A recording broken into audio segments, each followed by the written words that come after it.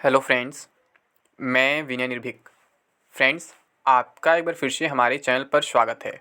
तो friends, big breaking update. जी हाँ friends, big breaking update, committee report पर फैसला जल्द। जी हाँ फ्रेंड्स, जैसा कि आप लोग जान रहे हैं, कल जो है कमेटी 5 बोर्ड से घूमने के बाद कल दिल्ली वापस पहुंच गई। अपनी रिपोर्ट जो है आरआरसीबी को और मिनिस्ट्री को सौंप दी है। तो अब इस पर आप लोग इंतजार कर रहे हैं फैसला कब आएगा। ठीक है, आप लोग लगातार परेशान है कि कमेटी जब रिपोर्ट दे दी है तो इसे ओपन क्यों नहीं किया जा रहा है, पब्लिक क्यों नहीं किया जा रहा है। तो फ्रेंड्स, आपको एक बात मालूम होगा कि सब कुछ जो है पहले से प्री प्लान्ड है, कब क्या क्या करना है। ठीक है, अफवाहों के चक्कर में ना पड़े, क्योंकि बहुत से नेता मंत्री जो थे बोल रहे थे कि 4 मार्च से पहले रिवाइज रिजल्ट दे देंगे, ये कर देंगे, वो कर देंगे। तो बिल्कुल फेक था। मैं शुरू से कह रहा था, उसमें सच्चाई नहीं है बिल्कुल भी। और वो सब बातें क्यों फैलाई जा रही थी, क्योंकि इलेक्शंस चल रहे थे और इलेक्शंस अभी भी चल रहे हैं, इसलिए ऐसी अफवाहें फैलाई जा रही हैं। तो आप लोग को अफवाहों से दूर रहना है। अभी मैं देख रहा हूँ यूट्यूब पे बहुत से लोग कह रहे हैं कि 4 मार्च को फैसला आ जाएगा, ये हो जाएगा, वो हो जाएगा, जबकि ऐसा कुछ भी नहीं है। ठीक है, मैं आपको कई बार बता चुका हूँ कि कहाँ क्या चल रहा है, और मैं ही इकलौता हूँ जो मैं आपको सबसे पहले बताया था कि आपका रिजल्ट 100% रिवाइज होगा। ठीक है, जब 15 जनवरी को रिजल्ट आया था तभी मैं आपको बोल दिया था कि रिजल्ट में बहुत सारी गड़बड़ियाँ हैं, रिवाइज जरूर होगा, बस आपको सही डायरेक्शन में प्रयास करना होगा। ठीक है, जैसे आप लोग पिछले 2-3 साल से केवल ट्विटर कैंपेन के भरोसे पढ़ रहे थे, अगर यहाँ रिवाइज रिजल्ट के नाम पर भी केवल ट्विटर कैंपेन के भरोसे पढ़े होते तो कभी भी आपको रिवाइज रिजल्ट नहीं मिला होता, जिसके बारे में शुरू से कह रहा था। ठीक है, मैं आपसे क्या करता कि आप लोग को फिजिकल प्रोटेस्ट करना ही होगा, क्योंकि ट्विटर का रेलवे से कोई रिलेशन नहीं है। ठीक है, रेलवे ट्विटर पे देखने की जिम्मेदारी नहीं लेता है कि हाँ ट्विटर पे आप क्या कर रहे हैं, क्या नहीं कर रहे हैं।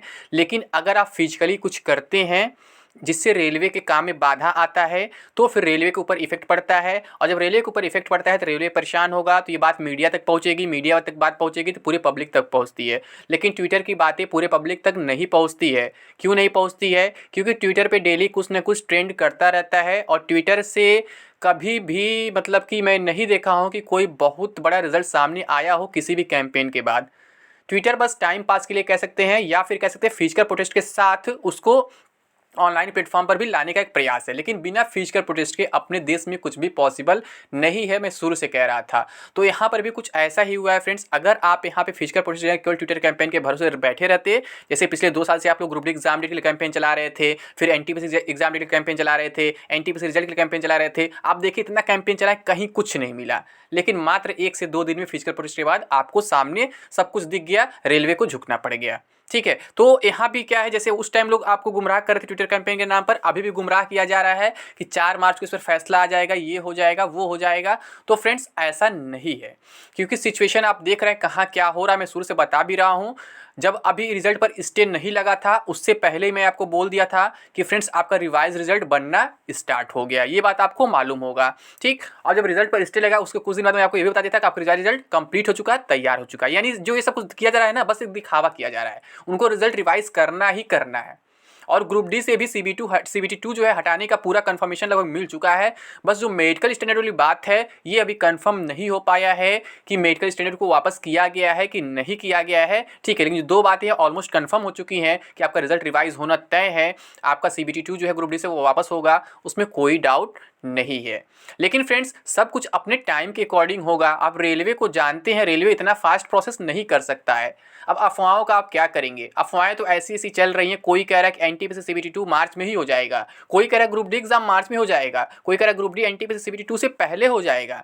ये वही लोग अफवाह फैला रहे हैं फ्रेंड्स, जो पिछले 3 साल से अफवाह फैलाते आ रहे हैं, जो हर महीने आपको उम्मीद दिलाते आ रहे हैं कि जुलाई में एग्जाम होगा, अगस्त में होगा, सितंबर में होगा, अक्टूबर में होगा। और ऐसे लोग पता है क्या प्रूफ के साथ बात करते हैं, ऐसा प्रूफ जो आप सोच भी नहीं सकते हैं। क्या कहते हैं, हमारी आरआरबी चेयरमैन से बात हुई है, वो बोले हैं कि अगले महीने आपका एग्जाम स्टार्ट हो जाएगा, 10 दिन में नोटिस आ जाएगा। और फ्रेंड्स, अगर आपको मेरी बातें विश्वास ना हो तो आप यूट्यूब पर सर्च करिए, ऐसे बहुत से यूट्यूबर्स मिल जाएंगे, कोचिंग इंस्टीट्यूट टीचर मिल जाएंगे, जो दावे के साथ कहते हैं कि मेरी आरआरबी चेयरमैन से बात हुई है और बोले अगले महीने एग्जाम होगा। जबकि आप सब कुछ जानते हैं फ्रेंड्स कि कोई भी डिसीजन होता है वो आरआरबी से नहीं होता है, बल्कि आरआरसीबी से होता है और मिनिस्ट्री से होता है, यानी कि रेलवे रिक्रूटमेंट कंट्रोल बोर्ड से होता है। और आरआरबी से भी आप इन्फॉर्मेशन ले सकते हैं, बशर्ते क्या होनी चाहिए, वो आरआरबी कंडक्टिंग आरआरबी होनी चाहिए। ये नहीं कि अपने घर के आरआरबी से आप पता कर ले तो फिर पता चल जाएगा।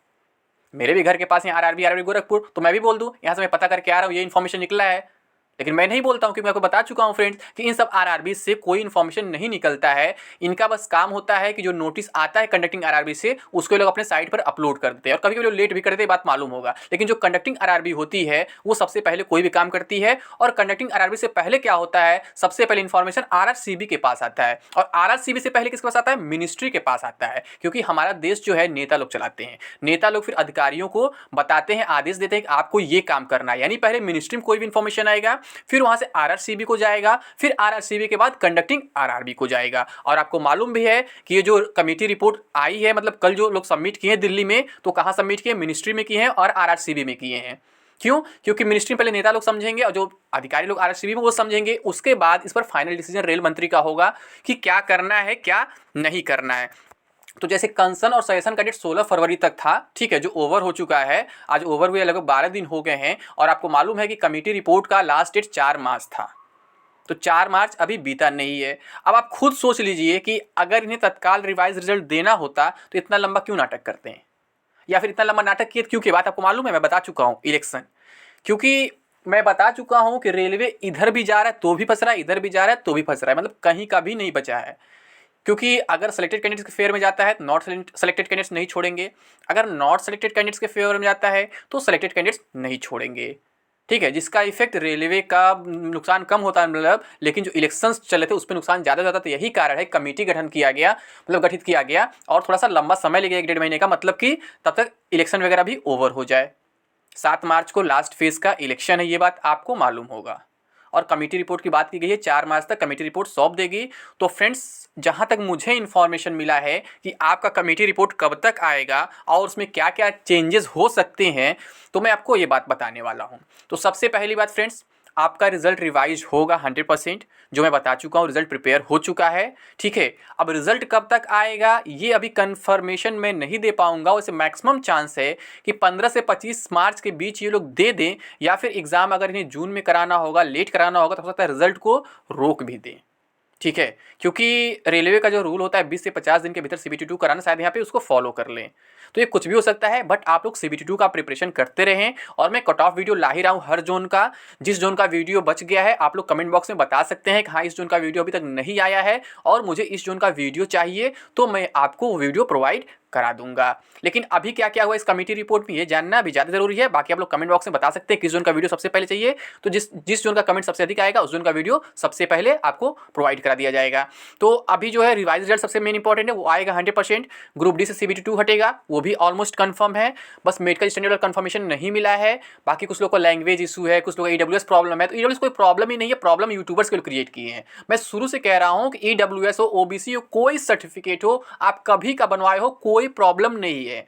आप अगर रेलवे में कभी DV फेस के तो पता चल जाता है, मैं DV दिया हूँ कई बार, ठीक है। तो रेलवे का रूल क्या होता है, आपका सर्टिफिकेट कितना पुराना नया वो मैटर नहीं करता है, लेकिन जब आप DV के टाइम जाएंगे तो फिर से आपको नया वहाँ बनवाना ही पड़ता है, और वो भी रेलवे के फॉर्मेट में। आपका जो नॉर्मल कास्ट सर्टिफिकेट वगैरह बनता है, EWS वगैरह बनता है, वो बनवाएंगे, लेकिन फिर उसको क्या करेंगे, उसको आप जो रेलवे के नोटिफिकेशन में जो प्रिंट होता है वहाँ प्रिंट निकालेंगे, जो सर्टिफिकेट का फॉर्मेट होता है उसको बाय हैंड खुद फिल करेंगे, फिर SDM से उसको वेरीफाई करवाएंगे। यानी कि आपका जो डॉक्यूमेंट वेरिफिकेशन होता है वो आपके ओरिजिनल कास्ट सर्टिफिकेट में नहीं होता है, जो रेलवे का कास्ट सर्टिफिकेट होता है, जो आप हैंड रिटन बनाते हैं अपने हाथ से और वेरीफाई कराते हैं SDM वगैरह से, उस सब पे आपका काम होता है, ठीक है। वो DV के टाइम सबमिट होता है। तो आपका कितना पुराना है कितना नया वो मैटर नहीं करता, मैं कई बार बता चुका हूँ। अगर आपके पास उस टाइम सर्टिफिकेट नहीं था EWS का, आप लगा लिए हैं, मतलब टिक कर दिए EWS कैटेगरी आपका, तो भी कोई इशू नहीं है, क्योंकि आपको नया हर हाल में बनवाना ही बनवाना है। बात मैं आपको कई बार बता चुका हूँ, बट यूट्यूबर्स आपको कन्फ्यूज़ कर दिए हैं कि पुराना रहेगा नहीं चलेगा, नया रहेगा नहीं चलेगा, ये वो, तो ऐसा कुछ नहीं होने वाला है।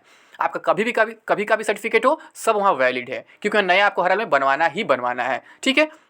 तो EWS कोई इशू नहीं था, बस इशू बनाया गया था यूट्यूबर्स के द्वारा। और बाकी जो लैंग्वेज का इशू है, इसका कोई कंफर्मेशन नहीं है, क्या होगा क्या नहीं होगा।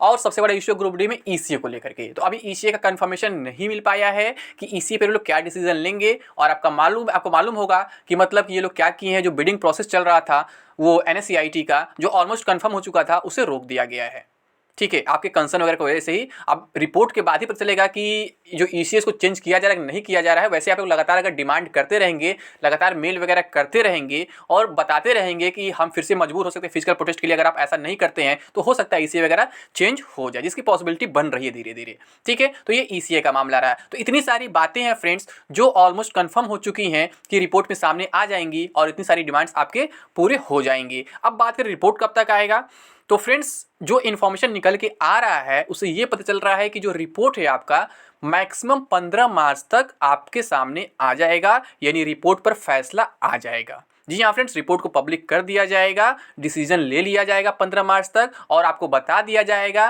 कि आगे हम क्या क्या करने वाले हैं और कब कब करने वाले हैं। अगर रिजल्ट ये लोग मार्च में ही देते हैं 25 मार्च तक, तो वो भी बता देंगे हम इस डेट पर रिजल्ट देते हैं, या फिर रिजल्ट अप्रैल में देते हैं तो वो भी डेट शायद कंफर्म कर दें कि हम अप्रैल या मई में रिजल्ट देने वाले हैं। यानी जो भी कंफर्मेशन होगा मैक्सिमम 15 मार्च तक आ जाएगा। लेकिन 4 मार्च को मैं एग्जैक्टली नहीं कह सकता हूं, क्योंकि 4 मार्च के बाद अभी 7 मार्च को भी इलेक्शन है, 10 मार्च को काउंटिंग है। ठीक है, तो इसका इफेक्ट पड़ सकता है। मैक्सिमम जो इन्फॉर्मेशन यही निकल के आया है कि 15 मार्च तक जो है आपका रिपोर्ट पब्लिक हो जाएगा, मतलब उस पर डिसीजन आ जाएगा। तो ये बहुत बड़ी खबर है फ्रेंड्स आप लोगों के लिए।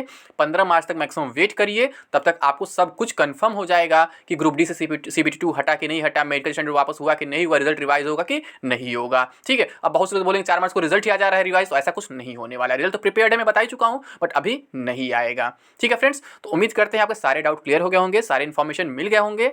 तो अभी के लिए बस इतना ही। Thank you. जय हिंद, जय भारत।